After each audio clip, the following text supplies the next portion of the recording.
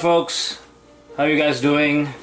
It's me back again with another Ironman Mark III Maquette video review, and this is the second part of it. The first video was the comparison between the prototype that I saw at the con to the one that I have here, the production piece. And now in this video I will review the statue without comparing it and looking at the prototype that I saw at the con. And I'm gonna talk about the light up feature that this piece has, the explosive that comes with it, the base, and of course the statue itself. Alright, let's get started. The statue standing about 22 inches tall from the bottom of the base here to the top of the helmet that he's wearing. And it has 12 inches wide from this part to this part. That's the base, guys. And it has 17 inches deep from the front side to the rear side. It had a very big and deep base. It will fit in the Besta, but you have to display it like this. So the Ironman is gonna facing that way. And if you want to display it like this, alright, sadly you have to buy an IKEA Stuva, and I think this is the best angle to display this piece. The base is heavy, it's a good weight for 1/4 scale, and I like it, I really like it. And when I put the statue on top of it, it got even heavier. I tried to lift it with 2 of my hands and I still can lift it, but it's not as easy as the other 1/4 scale pieces that Sideshow did in the past, because some of pieces that Sideshow did in the past were light. So for you that like to have a heavy statue, well, you're gonna love this one. I can say it has a very good weight for 1/4 scale piece. Alright, let's continue to the base. Alright folks, this is the base looks like, and as you can see, it has rubbles of broken walls on it, and on top of these rubbles you can see the Ironmonger battle damage suit resting. When you watch the movie, there's no scene of the Iron Man standing on the Ironmonger battle damage suit because the suit was blown up, and after that we saw nothing. And also there's no scene that he's standing on rubbles either in the movie. I believe these rubbles, the broken walls here or whatever you want to call it, it represents the scene when he was fighting those terrorists in Gulmira, when he grabbed one of their leaders by punching through the wall. That's the explanation of these rubbles that makes sense to me. Other than that, I can't see, or I didn't see any of these rubbles in the Iron Man scene movie. Because as we know, Iron Man was fighting Ironmonger on the street of Los Angeles. So the base is not that accurate, but still I like it since it has a very good design and the environment matched to the statue. So overall it's an awesome design of Iron Man statue, no doubt about it. The rubbles painted nicely on mine, it's not overdone. That's good for me, because I know some collectors got their sprayed a bit too heavy on the rubbles. On top of these rubbles, on this part here and here and here as well, you can see the black dots painted. So you can see the separation between the broken walls and the ground, and they also painted gray on the ground here, here as well. So you can see the details on the paint job, guys. You can see the separation between the ground and the broken walls. That's the thing that I like on this paint job on the base that I have here. And on the Monger, I have no complaints about the paint either. I think they did a fine job on it. The gray paint was painted nicely on mine, and the bullet holes that I got here still have those silver color paint on the edges, like here and here. I believe you can see it in this video. And there are some bullet holes as well on this part and this, but this one is really nicely painted and sculpted as well. I really like it. In my opinion, it would be perfect if they added some mud or dirt on this Ironmonger battle damage suit, because it's a bit weird when they were fighting each other on the same environment, but the other suit here on the Ironmonger didn't have the dirt or mud painted on it. But I'm fine with that. It looks really nice in my opinion.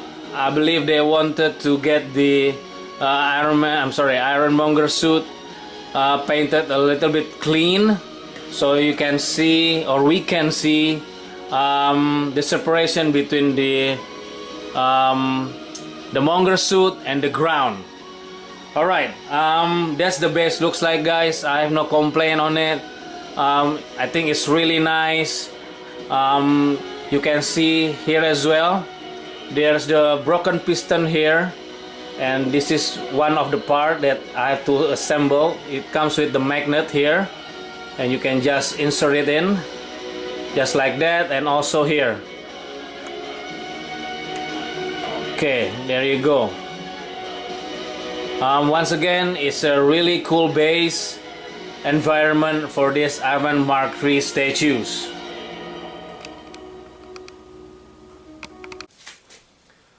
Alright, now move on to the LiDAR feature. I'm gonna show you how it looks like. I'm gonna turn on the light and press the button here. There you go. That's the Ironman Mark III Maquette statue looks like with the LiDAR feature on. And I'm gonna show you close-up look on this piece. Alright guys, as you can see, two of his palms are lit. The chest too, as well the eyes. The best part of the LiDAR feature is in the Ironmonger chest. There you go. It's the same feature that X-Men vs Sentinel diorama part 1 and 2 had, that Sideshow did long time ago on the Sentinel's chest.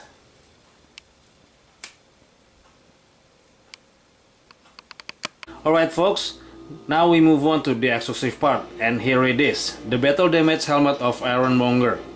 I know many collectors want to have LiDAR feature in the Ironmonger helmet, like the one in the chest, and flickering. But having it on the exclusive part, actually it would be a mistake and wouldn't make sense to me, because the Ironmonger suit was one single piece armor from top to bottom and powered by arc reactor in the chest, and the person needs to get inside the armor to wear it, unlike Mark III that comes with so many parts and pieces. And to wear it, Tony Stark had to assemble it one by one using the gantry. The advantage is he can take off some of the parts like the arm, hand, chest plate, and of course the helmet itself that had its own some kind of electricity to power it. That's the reason this Monger helmet had wires inside its neck, as you can see here. And I believe these wires and cables were connected to the arc reactor to lit the helmet. So once it's beheaded like this, the helmet won't or couldn't be lit. So in my opinion, Sideshow did the right thing here by not putting the LiDAR feature in the helmet, even though it would be cool to have one, but once again it wouldn't make sense. But hey, if you have the skill to sculpt, paint, and can put LiDAR feature in it, do it. It's your statue. You paid for it with your own money, and you can do whatever you want with it. The exclusive part you can see has a similar base environment here. It has similar rubbles and the helmet is resting on top of them. This base and helmet is quite big and heavy too, guys. And this is the bottom of the base looks like. The exclusive part is a nice add-on for the statue in my opinion, but we have to display it next to the statue itself, and it takes more space, which is not a good thing for those collectors that have limited room or space like I do. I wish they designed this helmet without resting on the base like this, or they still can do the same design like this, but we still can take this helmet off this base by adding pin or pack or probably magnets in the base, so we easily can put this helmet resting on top of the main base instead of this base. And also I heard some collectors wish if Sideshow could provide an extra head with open helmet, but actually I don't want that. As we know, Sideshow collectibles till today couldn't sculpt and paint an actor face properly, so another head with open helmet is gonna be another disaster or useless extra part for exclusive.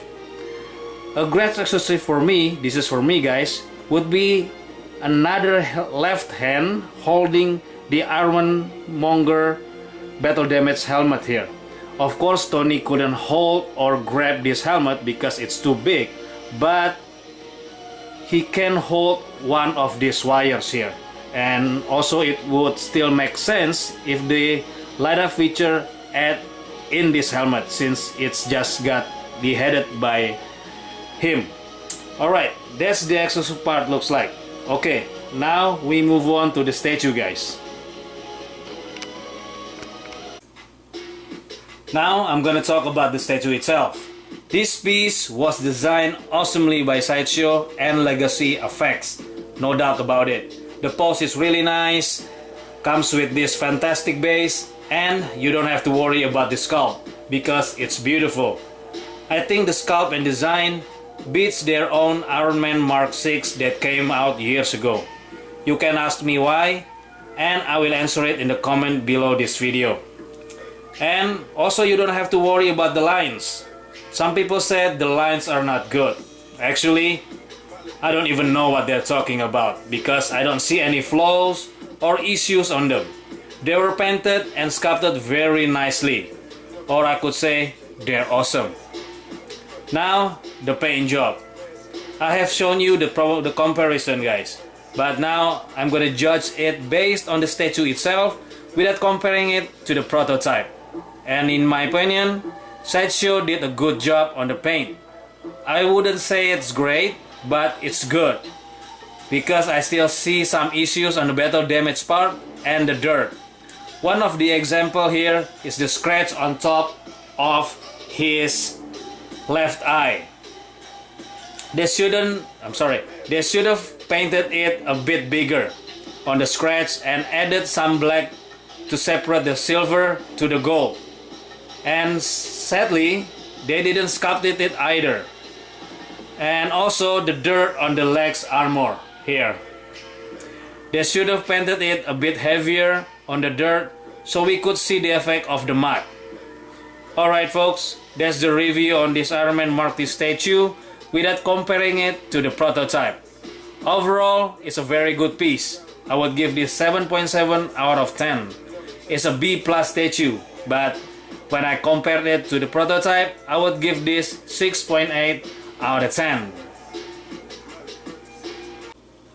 Alright, that's the second part of this review. Hope these videos can help you to decide if you want to get this piece.